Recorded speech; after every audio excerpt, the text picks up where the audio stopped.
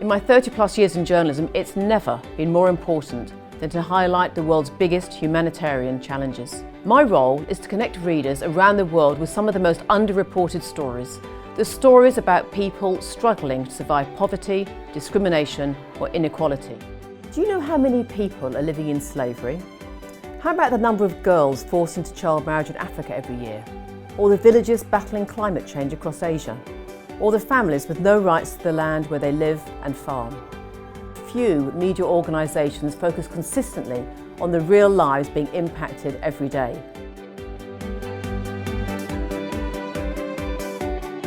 Our training is all about connections, connecting reporters and professionals at the top of their game, teaching them the skills they need to report on issues that really matter all over the world, holding governments to account, triggering debates, and prompting policy change. A Wealth of Nations program established the first network of African journalists reporting on illicit finance. Imagine that $50 billion worth of taxes simply evaporate from Africa every year. If that money was properly channeled, think how it could transform the lives of millions of people.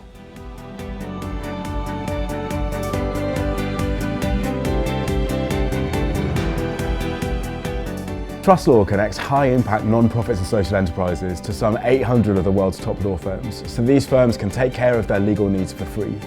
It's a service built around connections, and our network is global and it's comprehensive. For us, it's amazing that these connections lead to such impact for the organisations we work with and for their ultimate beneficiaries, and what's more, for the lawyers and the programme staff too.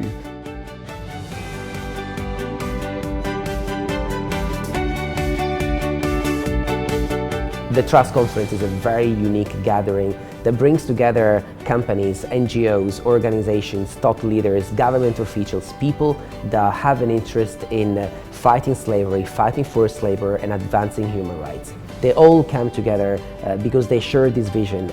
We work together with others, we conceive ideas together, we implement together. Connections for us is not just a fancy word, it's really at the core of everything that we do.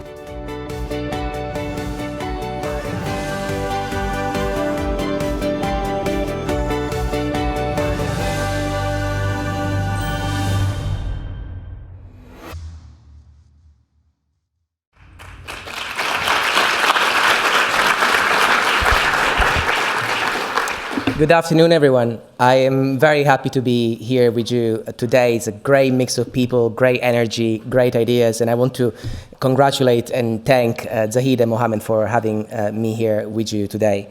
Every time I'm in the company of people like yourself, I have great hope, and I have to say at times like this is particularly rewarding and particularly needed. It's great to see how the collaboration between business, civil society, and government, through this collaboration, we can, in fact, build trusted alliances and we can build change. As some of you might know, already this idea of bringing people together, leverage and scale is precisely the approach of the Thomson Reuters Foundation, and you've seen it in the video. We are the corporate charity of the world's biggest news and information provider, and this means that we really are uniquely placed to leverage, to reach the reputation and the clients of Thomson Reuters to create unique partnerships. And through these partnerships, we deliver impact, and I'm going to tell you a little bit more about it. You might share my same feelings about this, but I really find it disheartening that there are still people out there that believe that the worlds of business and philanthropy are Cain and Abel. Because our foundation is in fact the living proof that the principle of shared value not only works, but it's in fact significantly important in allowing business to produce tangible social returns. And I think of Bill Gates, I think of George Soros, I think of the Aga Khan, I think of other business leaders that have been using their foundations to eradicate diseases, to strengthen democracy, to promote pluralism. And this is what I call the business of social good. And at a time when we are seeing trust in traditional institutions plummeting, this is something to value, this is definitely something to treasure, and this is certainly something to scale. So how do we unlock this potential? To me, the answer is simple. We must reframe the concept of giving. What does business give back to society, and why? So let me give you some context. When Thomson acquired Reuters in 2008, the Thomson Reuters became a multi-billion-dollar company with legal, accounting, news, and information expertise. This was an incredible opportunity for the business, but also for the foundation, to change, and also, let's be honest, to do better. Why was the foundation, for example, buying blankets in the aftermath of natural disasters when it could in fact offer real expertise that could actually trigger change? And that's when we decided to stop giving grants, and today the foundation invests all its funding and partners with government institutions, but also with other donors, to receive funding to fund free services that help civil society, to drive positive change around the world. You could say, at the risk of using a cliche, that our philosophy is to teach a man how to fish and not to give a man a fish. So what do we bring to the table? You've seen it in the video. We bring the skills and the know-how of the company, legal expertise, news, journalism training, and the ability to connect a variety of stakeholders that otherwise might not interact among themselves. So take our pro bono legal services called Trust Law. You've seen it. Through Trust Law, we connect over 3,000 NGOs and social enterprises around the world with lawyers. And these lawyers, from big and small law firms, by the way, take care of all their legal needs, totally free of charge in 175 countries. And we put in Trust Law £1 million a year, but as you've seen, we generate the equivalent of $109 million in pro bono hours. So this is a partnership that works, and it's a partnership that uses the power, not our power, but the power of law firms to achieve positive social impact. Over the years, Trust Law has helped grassroots organizations to employ their first staff members, has helped vulnerable women to access their first business loans. It has brought renewable energy to the slums of India. It has even helped to change rape law in China, to change labor law in the Philippines, to ban gay conversion therapy in the state of Illinois. This is the power of the rule of law. We are just a channel. At the Thomson Reuters Foundation, we also believe in the power of news. Our team of journalists covers the world, the stories that others don't cover on a regular focus. So every day we write about modern slavery, we write about women's rights, LGBT rights. We report on the human impact of climate change, the lack of land and property rights, and we document the impact of social entrepreneurship. All our stories are distributed by the Reuters Wire, reaching an audience of 1 billion readers a day. And because we share the same values and the same distribution of Reuters, when we write something, people do listen. Take our 2016 investigation on the illegal mica mines of India. Our investigation led to Volkswagen cutting ties with some Indian suppliers. And just this month, Mercedes-Benz announced that it's now in the process of looking more closely into its own supply chain. Earlier, we mentioned training, and I cannot overemphasize the importance that we place in training. Over the years, we have trained more than 15,000 journalists around the world, sharing the core principles of accuracy, of impartiality, of freedom from bias. We have also created independent news platforms around the world at crucial moments of political transition in Egypt and in Myanmar. And we have taken the lead in running strategic multi-year media initiatives on issues such as anti-corruption, climate, and resilience. We believe we have a responsibility in sharing best practice and sharing this knowledge, and it's remarkable to see what this can achieve. I'll give you just another example. This year, we trained a young Egyptian journalist on tax evasion and illicit finance, and with that know-how, she produced an investigation that was then discussed by the cabinets of Egypt, prompting the Egyptian Ministry of Finance to enforce stricter control on the so-called tax-free zones. You see, overall, our strategy is pretty simple. We identify a social problem, we find the right partner, we leverage, and then we scale. And we have taken this approach with countless partners. The Omedia Network, which is one of the many philanthropic initiatives of Piero Media, for example, supports our news coverage on land and property rights. The Rockefeller Foundation has partnered with us to create a community for resilience practitioners around the world.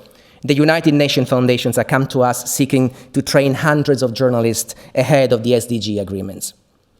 And at last but not least, we also like to accelerate impact by bringing people together, like here, under one roof. Our Trust Conference has become a strategic gathering for NGOs, for business leaders, for government officials, for academia, media, and the younger generations. It's a global event where people commit to take real action by forging unlikely partnerships.